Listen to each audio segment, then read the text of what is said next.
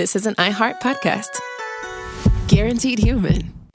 Hey, everybody. The official Big Bang Theory podcast is back, covering seasons 3 and 4 of the show. Each week, host Jessica Radloff speaks with crew and cast members like Kunal Nair, Mayim Bialik, and Kevin Sussman. Hear about the Easter eggs you may have missed, behind-the-scenes stories, and how certain real-life relationships shaped some of the most memorable storylines. Watch the official Big Bang Theory podcast on HBO Max or wherever you get your podcasts. Work can be a little weird. Cringy training seminars, coworkers who won't stop talking about their plant, forgetting the mute button at an inopportune moment. We have to deal with a lot on any given workday. Sometimes it can feel hard to thrive and move forward in your career. Well, that's where LinkedIn comes in. LinkedIn helps you get ideas and insights from experts in your field, connect with people professionally, grow your network, and access tools designed to help you find the right fit for your next role. Whether you're just getting started, figuring out your next move, or looking to accelerate your career, LinkedIn is built to support you at every stage because LinkedIn is the network that works for you. Visit linkedin.com/knowstuff to learn more. Hey, everybody. Good morning to you if it's Saturday morning. Good afternoon if it's Saturday afternoon. Good evening or good night if it's Saturday evening or night. And if it's not Saturday, then what are you even doing here? This is our Selects episode selection for the week. I am your co-host, Charles W. Chuck Bryant, and I went with How Jet Lag Works. This is from February 12th, 2013. And jet lag is just a bit of a drag for anyone that travels over long distances. We've all probably felt it at one point or another, and this is a great explainer on exactly how it works and how you can best combat it. So enjoy. Happy flying. Welcome to Stuff You Should Know, a production of iHeartRadio.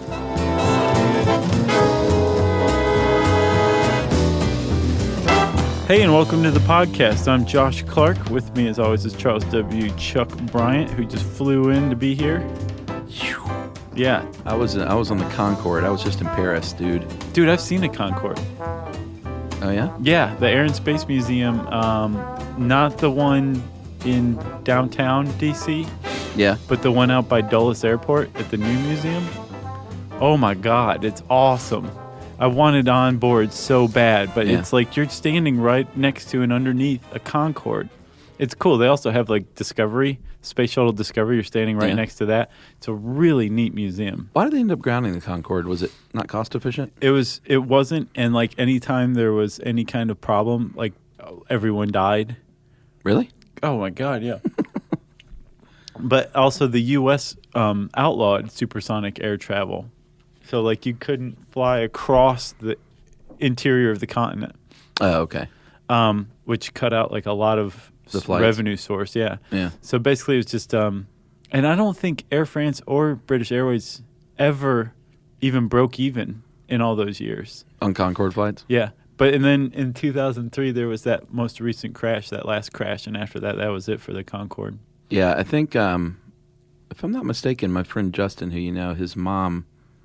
when they had like some final flights of the Concorde, flight of the Concorde, she went on one of those as like just to do it, I think. I might be wrong with that, but I seem to remember that from my past. You could go from London to New York in 5 hours. What is it usually, like 8? Yeah, 8 or 9 or something.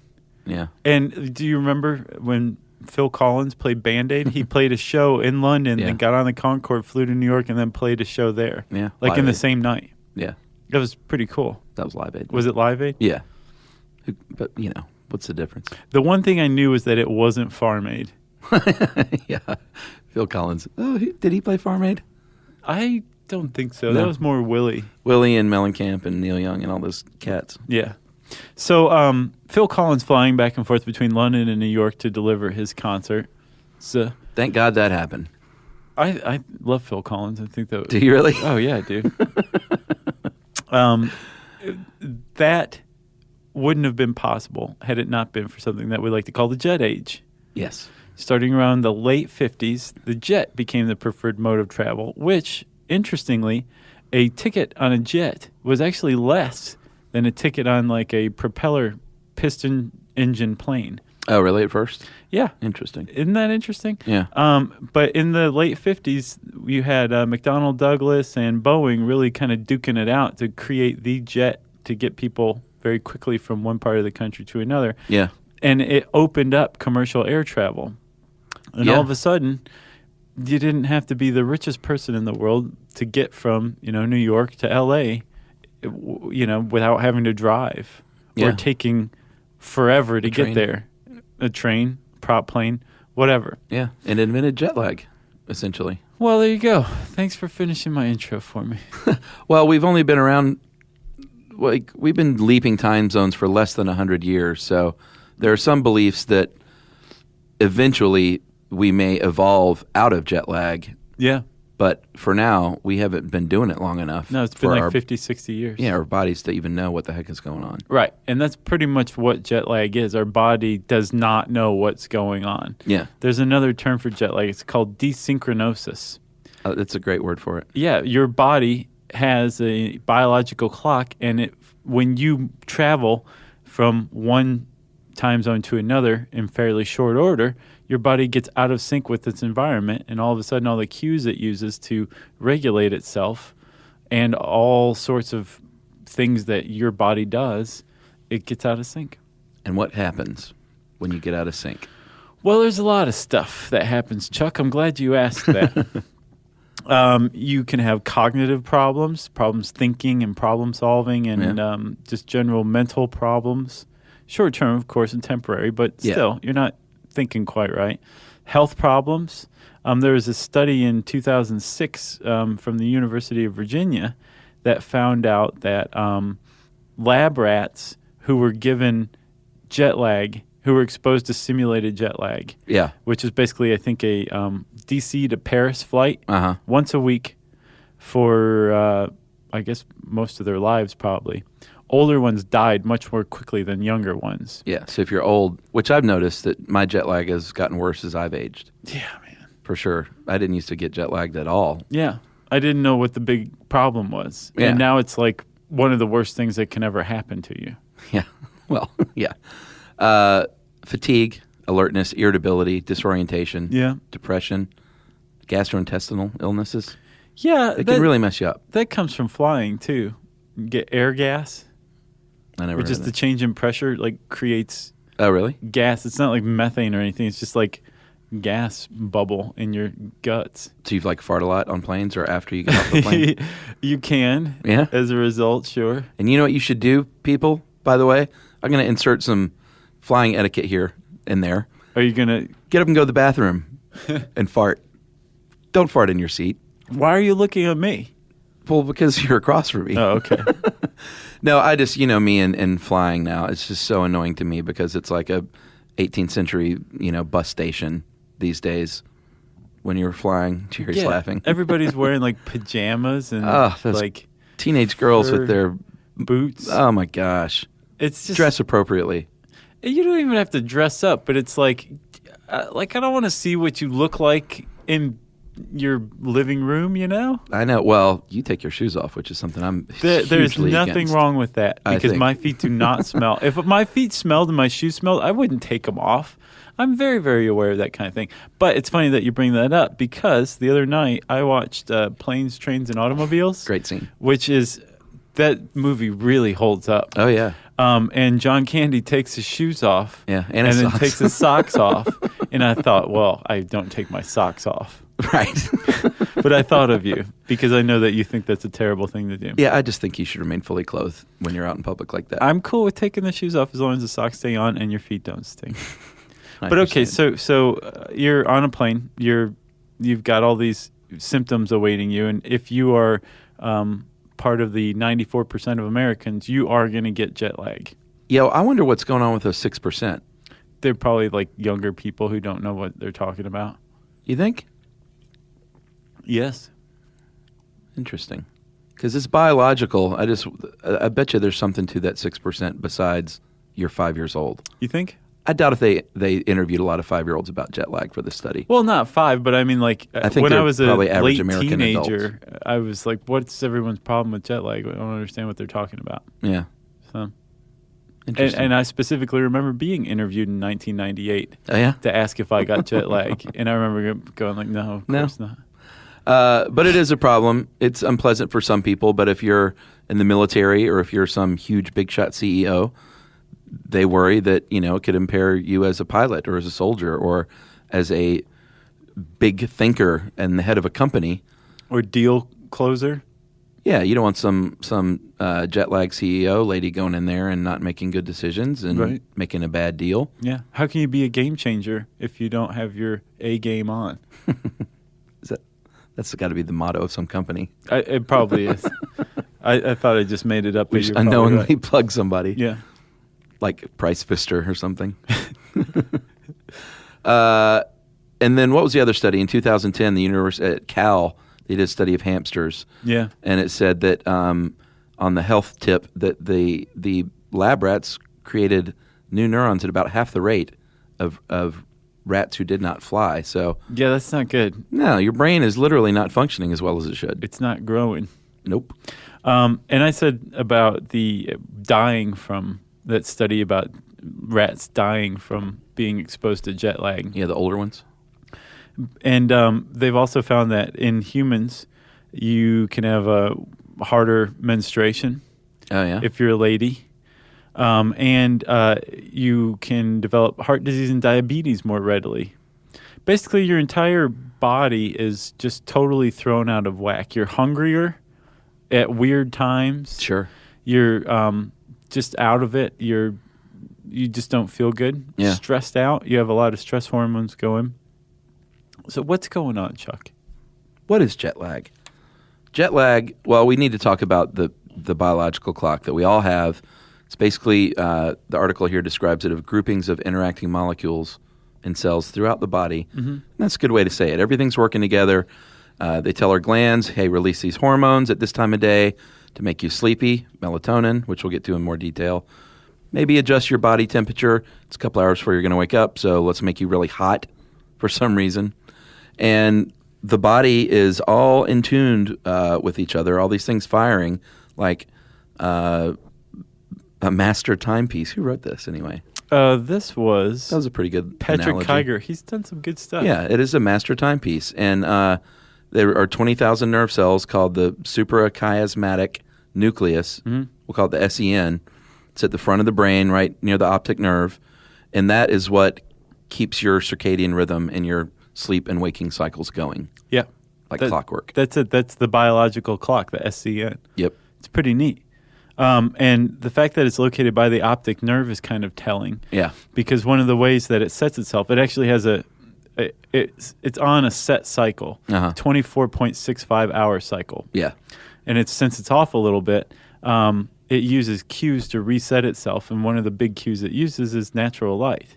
Yeah. Some people think that it's the light, the brain is super photosensitive, mm-hmm. and that light really is the key to everything there. Well, yeah, like the pineal gland apparently, even though it's buried inside the brain, is very light responsive. Yeah. And the pineal gland is one of the things that makes melatonin. Oh, okay. Which has to do with sleep cycles.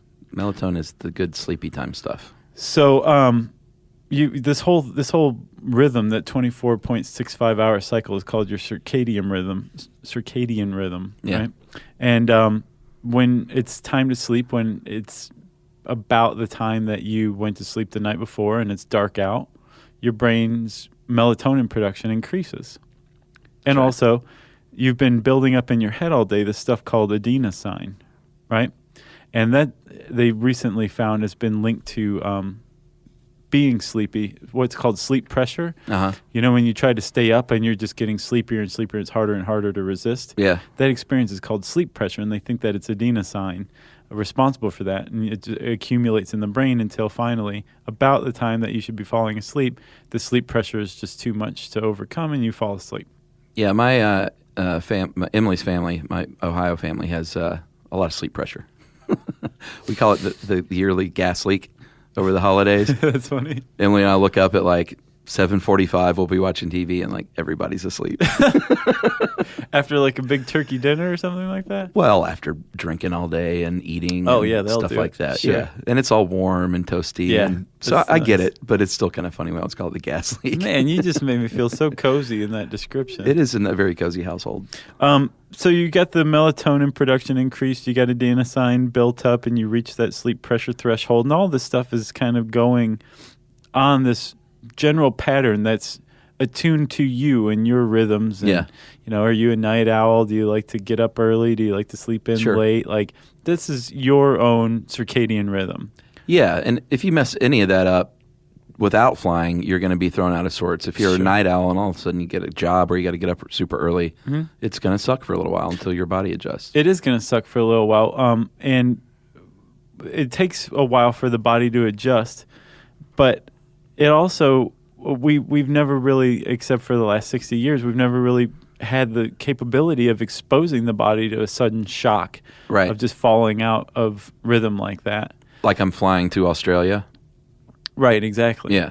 Where there's like a 12 or 13 hour difference. Man, I've done the Europe thing, but I've never experienced jet lag to that degree. I imagine that it would take me quite a while to adjust. It does. And it sucks because it takes away a percentage of your vacation almost. It definitely does. When when you and I went to Japan, when Yeah. we got Oh, there, God, I bet. we flew there. We flew west to east. No, east to west. Right. Because we flew up and over Canada and down Russia. Which and is then to easier, Japan. It was. supposedly. But even still, like when we got there, it was like 3 a.m. and we're just like wide awake. Yeah. And that took a very little while to adjust. But when we flew west to east on the way back, Just get killed. it took 2 solid weeks of Really? being almost like clinically out of our minds Wow. before we got back on our sleep Remember that patterns. actually. You were pretty wacky there. Do you remember? Oh, yeah. There was a period where, like the first 4 days when we got up, we would both wake up in the middle of the night, wouldn't even talk. We'd just get up and go out to the car and drive to Crystal's and like eat some Crystals and go back home and go to bed. Yeah. And like we'd never done that before and haven't done it since. But like we course just not. did it for like 4 nights in a row because of jet lag. So we were doing stuff like that all the time. That's weird. But yeah, going from west to east is the worst. And especially if it's like that was a 13-hour time difference. Yeah, what do they call that? It's a phase delay going east to west and a phase advance going west to east. Right.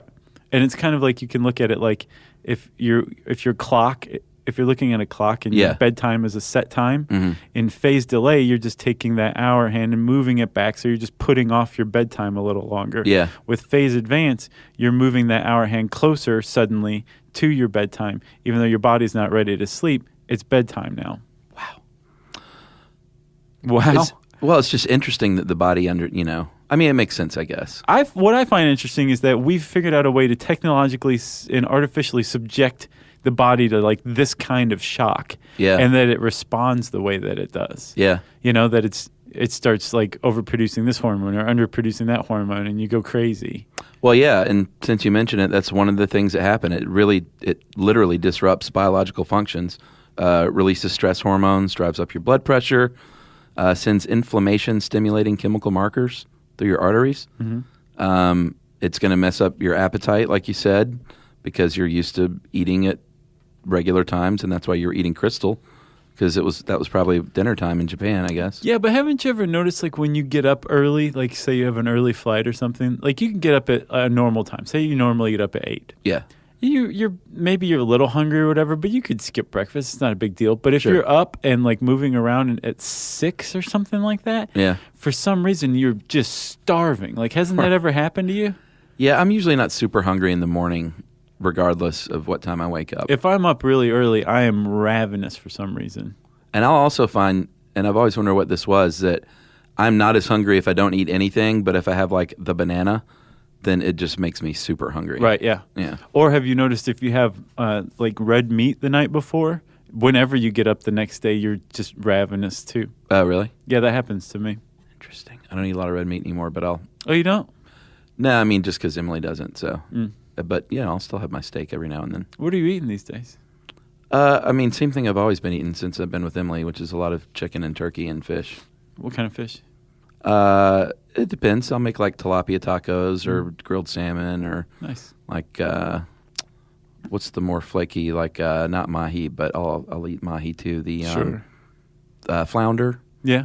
Yeah, I'll just go to the farmer's market and what looks good and fresh. You know, they just took mackerel off the safe to eat or fine to eat environmentally list. Oh, really? Yeah. I didn't know it was on that. Yeah.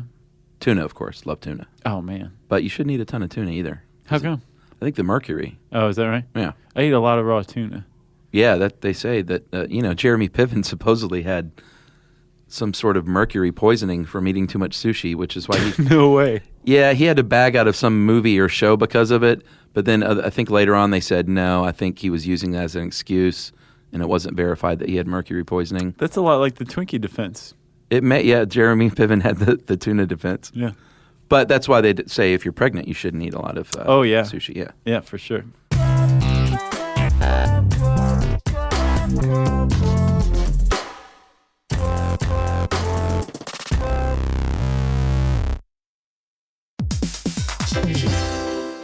Hey, everybody. I want to talk to you a little bit about Tide Evo because it represents over 10 years of innovation and product development. Tide Evo is a first-of-its-kind technology where tens of thousands of minuscule fibers are spun together to form a 6 times powerful layer packed with scrubbers, brighteners, pre-treaters, and fresheners. And that's going to deliver a breakthrough clean that's so powerful, it feels like magic. Yeah, it is kind of like magic. Tide Evo's revolutionary. A 100% concentrated, waterless laundry tile that's made of compressed microfiber soap layers rather than liquid or powder. And it's not like pods or sheets because it uses 6 layers of detergent fibers to deliver superior cold water cleaning without plastic packaging of any kind. And it provides a mess-free, lightweight solution that dissolves lickety-split. So whenever you run into a laundry challenge, turn to Tide Evo. It's revolutionary. It's magic. Try new Tide Evo. Real laundry magic.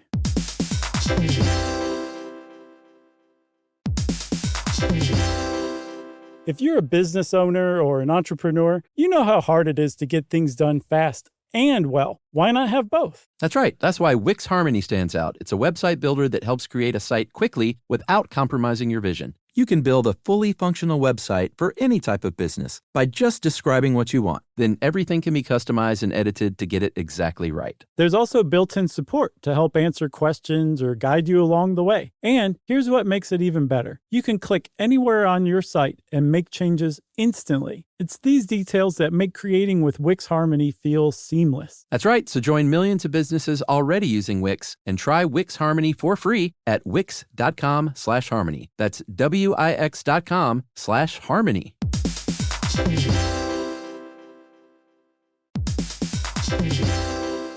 Hey, everybody. We want to talk to you about The Big Bang Theory. That's a show that became one of the most defining sitcom of its era and really built a fan base around its memorable characters and unique group dynamic. That's right, which is why we think you'll enjoy the official Big Bang Theory podcast. It's back, covering seasons 3 and 4 of the show. Host Jessica Radloff sits down with crew and cast members like Kunal Nair, who plays Raj, Mayim Bialik, who plays Amy, and Kevin Sussman, who plays Stuart. That's right. You're going to learn all about the Easter eggs you may have missed, behind-the-scenes stories, and how certain real-life relationships shaped some of the most memorable storylines. Yeah, there's cast reflections years after the series aired and expanded content around famous episodes and storylines. It is exactly what you're looking for if you're a fan of the Big Bang Theory. The season is on video, so watch the official Big Bang Theory podcast on HBO Max, or listen wherever you get your podcasts, and stream episodes of the Big Bang Theory on HBO Max.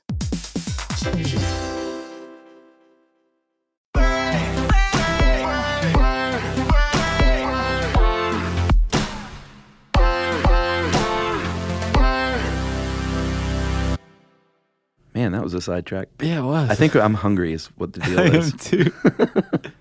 All right, so why is it so difficult to overcome, Josh? Well, like we said, your body's circadian rhythm is not exactly 24 hours, 24.65 hours. And so every day you're ready for sleep a little later and a little later and a little later. And that's why at least Patrick Kiger thinks you are it's easier to adjust going from east to west, because that means you're going to have to stay up later to hit your normal bedtime anyway. And since we're already kind of doing that, it's not that big of a deal. And it's not just him. I think that's proven. Like NASA says the same thing. Well, NASA and Patrick Kiger. Another reason is not just light. Body temperature, we said, fluctuates. It's minimum temperature. Oh, I'm sorry. I thought it was maximum 3 hours before you get up. No, T-min. It's minimum temperature. Yeah. All right. I thought you got really hot right before you woke up. You might, but T-min is typically 3 hours before you normally awake. Okay. And they found that if you have to wake up, like during T-min, what your body is normally used to being at T-min, right? That's when your jet lag's the absolute worst. And I think it's because that's a cue that your whole body has is like, okay, we're still in deep sleep and we're going to be in a while. And then all of a sudden it's like, oh, I have to wake up and go to this meeting. Yeah. The body's not, it's whacked out of its normal process of waking. I wonder if that sometimes if I get up super early, I have a harder time warming up through the day. I wonder if that makes a difference. I would bet it does. Like if you're used to waking up at a certain body temperature. Yep. You know, it takes care of that no matter what, every single time. No matter why you're cold or how cold you are, go spend 15 minutes in a sauna. Yeah. And you will be right as rain. Yeah. It's just a miracle wood box. Yeah, I do that with the hot shower, with the steam. Sometimes it doesn't take with me. Really? Yeah. Sometimes, I'll still get out of the shower and, I'm chilled to the core still. How long are you in there? You gotta stay in there. I will stay in there for a while and, really try to heat up. And, most of the time, it will get my temperature, up some. With a sauna, it's, resetting it back to your normal setting every time. You're kind of cold, though, for a man. Yeah. You're often chilly.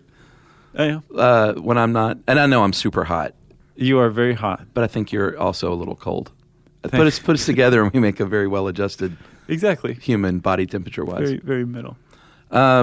So ask anyone what their remedy is for jet lag and you'll get 10 different answers. Ask 10 different people. You get 10 different answers. I think that's what you say. Ask Bruce Willis. What is he going to say? Make fists with your toes. Make fists with your toes. It's always been one of my favorite things. And I've tried it, and it's silly. Of course, it doesn't work, but I just do it now because it was in Die Hard. Yeah. Argyle told him to do that. No. It was the guy on the plane. Fist with your toes. I thought it was Argyle, the driver. It was on the plane as they were flying in. Oh. And, of course, in Die Hard, it was just a setup to get him without shoes and socks on. Yeah. Because that played a part in the movie. God, that's a good movie. The first one. She's Dame Finster. Yeah. But, like I said, some people use herbal remedies. Some people take melatonin, which is not FDA approved, but you can take melatonin, and synthetic melatonin. We should say, it says in this article, it tells you how much to take and when, and we'll tell you too, but we should also add a disclaimer. Melatonin has interactions with drugs like diabetes drugs, blood thinners, birth control pills. So you may want to check out what melatonin might do with your medication before you take it. You definitely should. Yeah. Some people just say, you know what, I'm going to take a red eye and I'm going to take some Valium and drink some scotch and just knock myself out for the whole flight, and that'll do the trick. Yeah. That works if you want to die. Yeah. Explain. Well, there's a 36-year-old woman who recently died of a stroke and she was otherwise healthy apparently. Yeah. But she passed out on a 7-hour flight or went to sleep or whatever, but she slept for 7 hours on a flight and developed thrombosis, which is a blood clot. And apparently it went from probably her leg to her brain.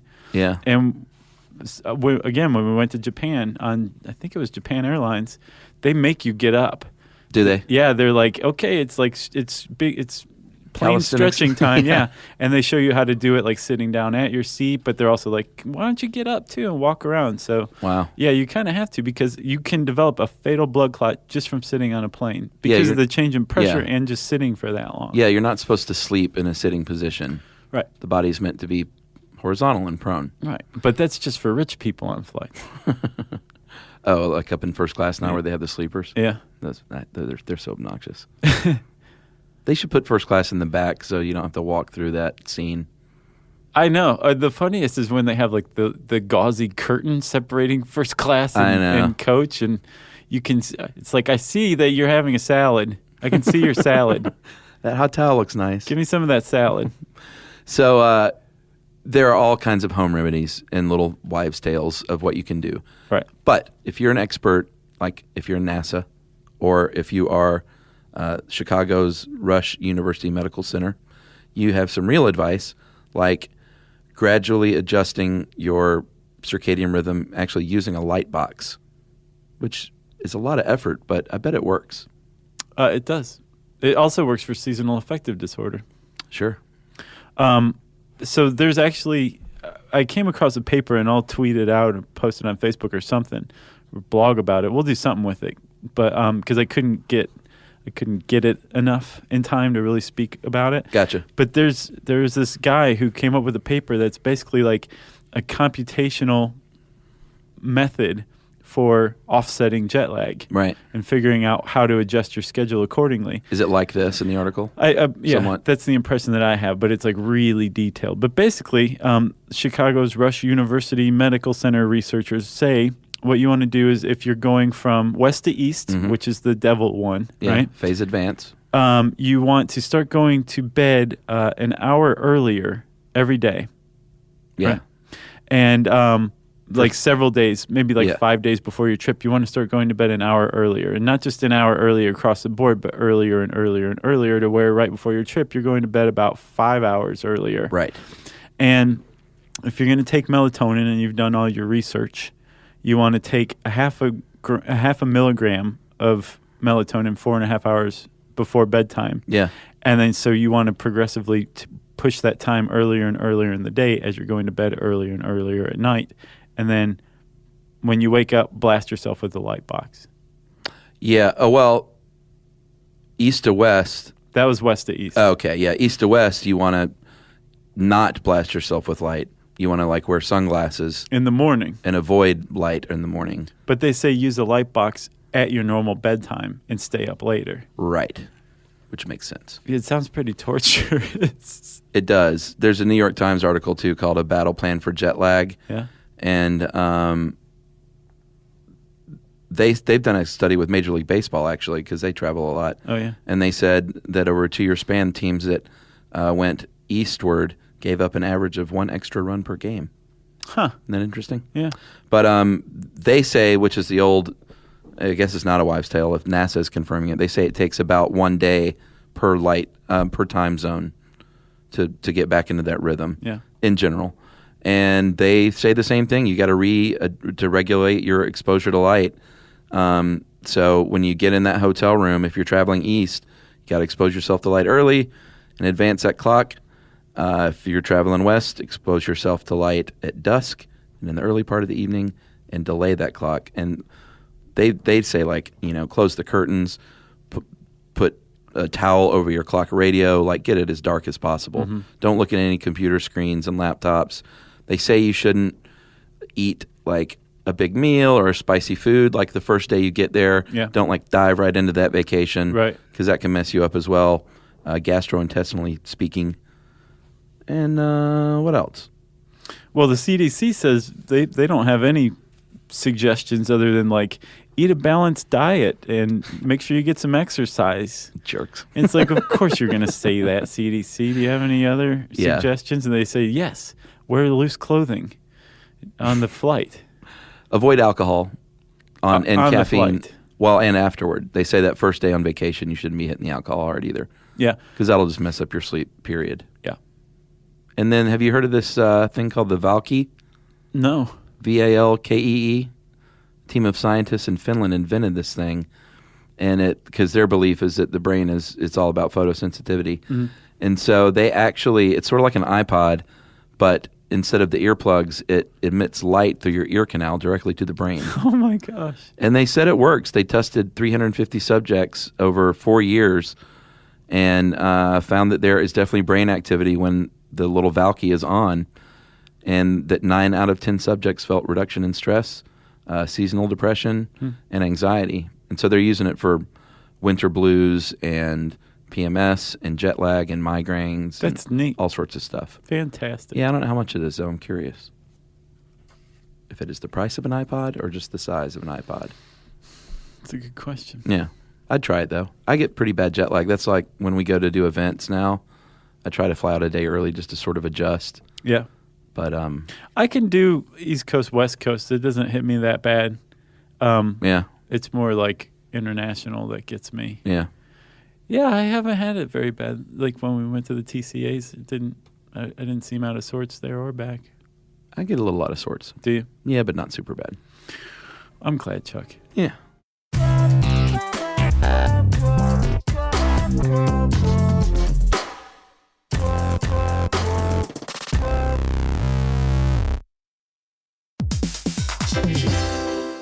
Hey, everybody. I want to talk to you a little bit about Tide Evo because it represents over 10 years of innovation and product development. Tide Evo is a first-of-its-kind technology where tens of thousands of minuscule fibers are spun together to form a 6 times powerful layer packed with scrubbers, brighteners, pre-treaters, and fresheners. And that's going to deliver a breakthrough clean that's so powerful, it feels like magic. Yeah, it is kind of like magic. Tide Evo is revolutionary. A 100% concentrated, waterless laundry tile that's made of compressed microfiber soap layers rather than liquid or powder. And it's not like pods or sheets because it uses 6 layers of detergent fibers to deliver superior cold water cleaning without plastic packaging of any kind. And it provides a mess-free, lightweight solution that dissolves lickety-split. So whenever you run into a laundry challenge, turn to Tide Evo. It's revolutionary. It's magic. Try new Tide Evo. Real laundry magic.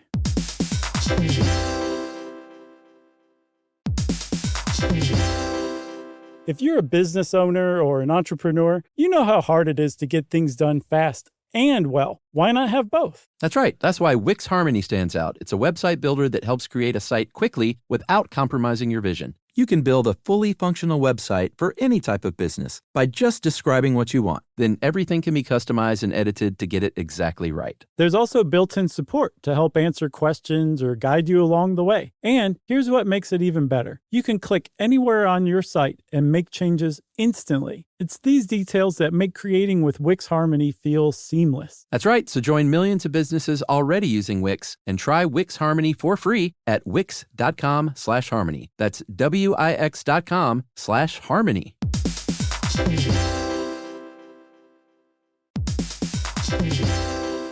Hey, everybody. We want to talk to you about The Big Bang Theory. That's a show that became one of the most defining sitcom of its era and really built a fan base around its memorable characters and unique group dynamic. That's right, which is why we think you'll enjoy the official Big Bang Theory podcast. It's back, covering seasons 3 and 4 of the show. Host Jessica Radloff sits down with crew and cast members like Kunal Nair, who plays Raj, Mayim Bialik, who plays Amy, and Kevin Sussman, who plays Stuart. That's right. You're going to learn all about the Easter eggs you may have missed, behind-the-scenes stories, and how certain real-life relationships shaped some of the most memorable storylines. Yeah, there's cast reflections years after the series aired and expanded content around famous episodes and storylines. It is exactly what you're looking for if you're a fan of the Big Bang Theory. The season is on video, so watch the official Big Bang Theory podcast on HBO Max, or listen wherever you get your podcasts, and stream episodes of the Big Bang Theory on HBO Max.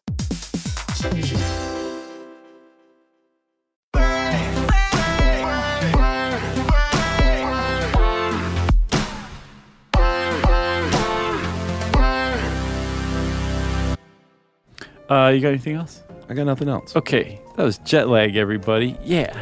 And that kind of goes in with our sleeping suite. We've done a bunch of those, like how much sleep do you really need?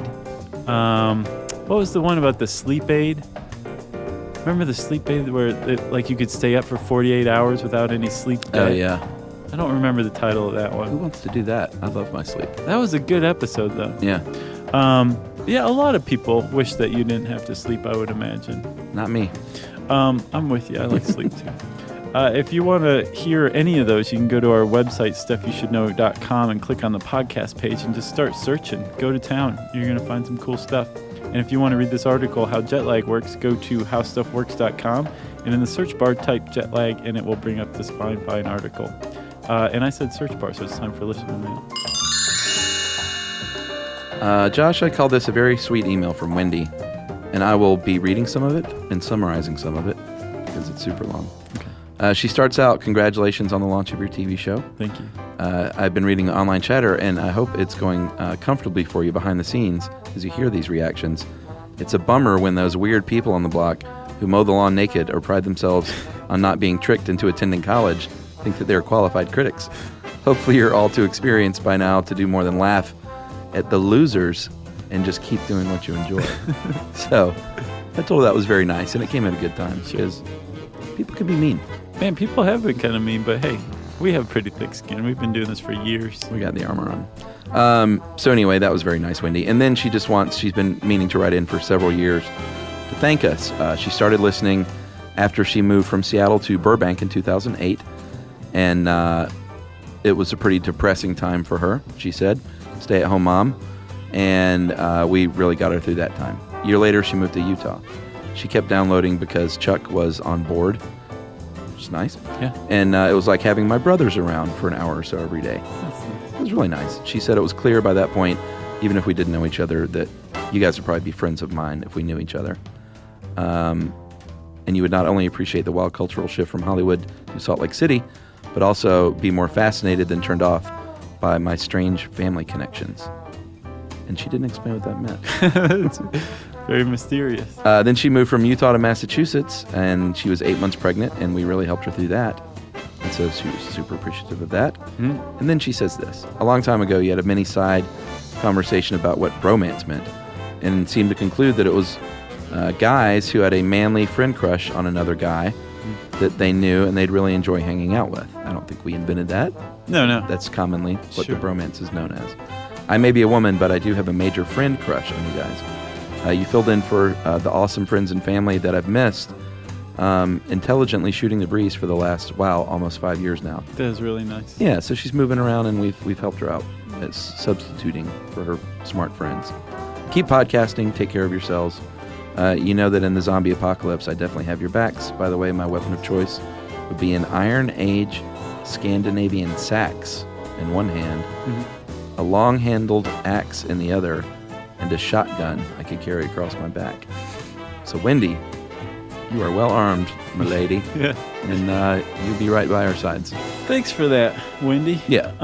We're glad we could help you through the last 5 years. Can you believe it's been like 5 years? Pretty soon. I saw a tweet from a listener that said that they were off to college and they started listening in 8th grade. Well, and Sarah, our amazing 11-year-old fan, is now 15. Man, that's nuts. And she's going to be driving soon. She is. I want to fix her up with my nephew. It's too bad they don't live in the same state. Well, hey, we're Fix 'em up living on in a the date. jet age, Chuck. That's true. If you want to tell us how we helped you out, or helped you through some rough times, or we're just there for you, like the pals we are, we always want to hear that kind of thing. Indeed. You can tweet to us at SYSK Podcast. Oh, how about this? You can also tell us any of your jet lag remedies. Yeah, I'd like to hear them. You can tweet to us at SYSK Podcast. You can join us on Facebook.com. You can send us an email to stuffpodcast@howstuffworks.com. Stuff You Should Know is a production of iHeartRadio. For more podcasts from iHeartRadio, visit the iHeartRadio app, Apple Podcasts, or wherever you listen to your favorite shows.